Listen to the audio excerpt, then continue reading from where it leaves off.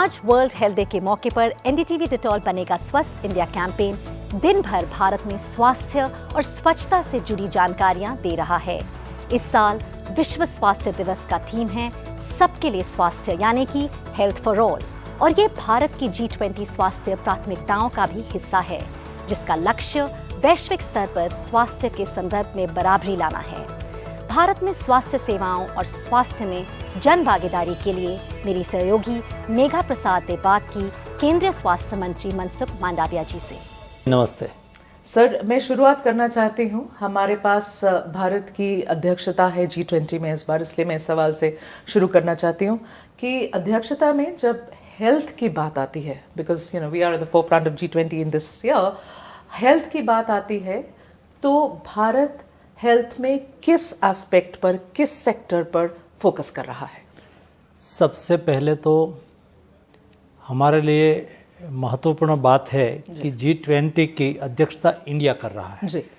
ऐसे समय में कर रहा है जिस समय में देश की इकोनॉमी इमर्जिंग हो, स्टेबल गवर्नमेंट हो और कोविड मैनेजमेंट और वैक्सीनेशन ड्राइव के लिए इंडिया की दुनिया में सराहना हो रही है जी।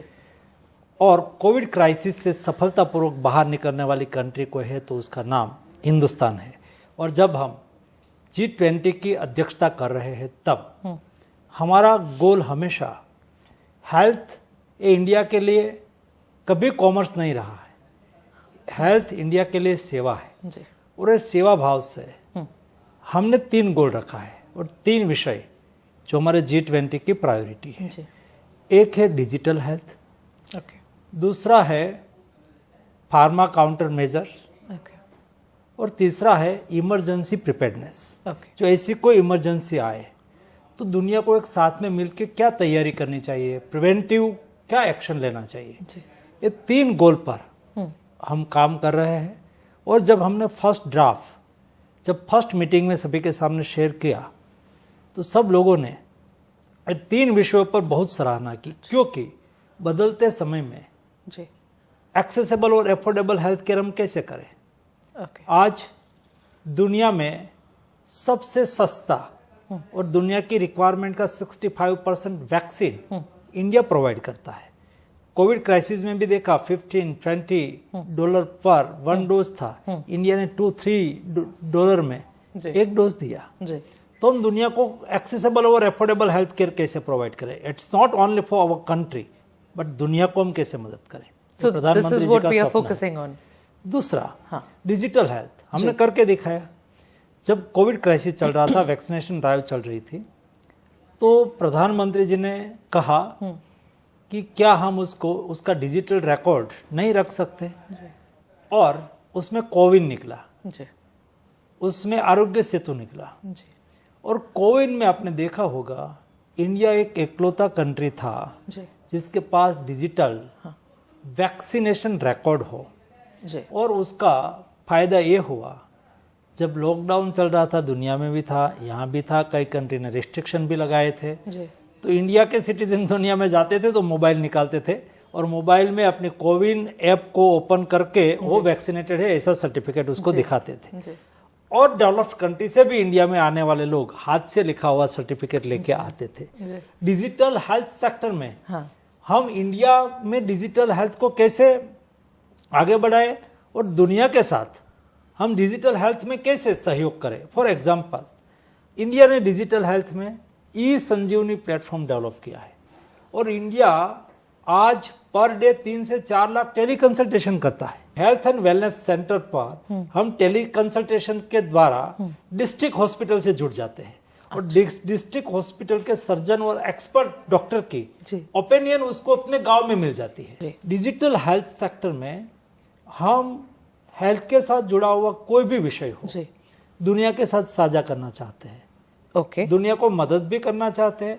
हमारे पास जो रिसर्च, हमारे पास जो टेक्नोलॉजी है वो दुनिया के साथ शेयर हो और दुनिया में जो नया रिसर्च हुआ हो वो भी यूनिवर्सल हो।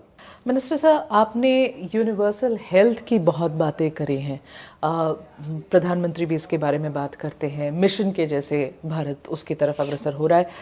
इसलिए मैं आपसे ये पूछना चाहती हूँ कि हम यूनिवर्सल हेल्थ को हासिल करने के लिए हम उससे कितनी दूर या कितने करीब हैं उस गोल से? मैं ऐसा मानता हूँ कि हेल्थ एक्सेसिबल होना चाहिए, जी हेल्थ एफोर्डेबल होना चाहिए। जी और प्रधानमंत्री जी ने हेल्थ को पहली बार डेवलपमेंट के साथ जोड़ा, क्योंकि देश को डेवलप्ड कंट्री बनाना है। अब अमृत काल में प्रण लिया है देश ने कि जब हम देश का शताब्दी वर्ष मनाए आज़ादी का, तब हमें डेवलप्ड कंट्री होना है। इसलिए हेल्थ एक्सेसिबल कैसे हो, हेल्थ एफोर्डेबल कैसे हो, गरीब से गरीब व्यक्ति के यहाँ भी हेल्थ एक्सेसिबल होनी चाहिए। जी कोई गरीब के यहाँ बिना दवाई नहीं मिलने से मृत्यु की नौबत नहीं आनी चाहिए।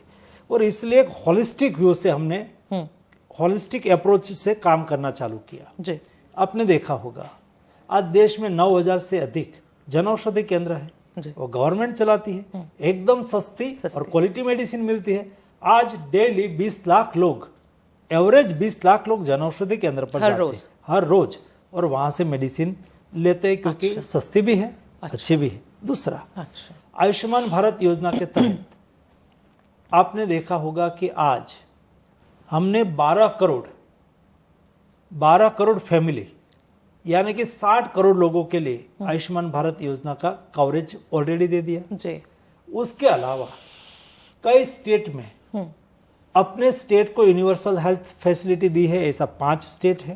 ओके तो 60 करोड़ ये हो गया। 5 स्टेट का पॉपुलेशन है तो उसका भी 8-10 करोड़ का पॉपुलेशन हो गया होगा। ओके और जो कई राज्य कई लोग ऐसे हैं, फॉर एग्जांपल गवर्नमेंट एम्प्लॉइज, जी वो उसको इंश्योरेंस कवरेज है ही। जी हमारे जो लेबर है जी वो जो एसिक के लाभार्थी है ओके उसको भी कवरेज मिल जाता है, उसको अपने एसिक की हॉस्पिटल में कवरेज मिलता है। ओके तो कुल मिला के मैं मानता हूं कि मोटा मोटा 70-80 करोड़ पॉपुलेशन तक हाँ हेल्थ एक्सेसिबल हो गया है।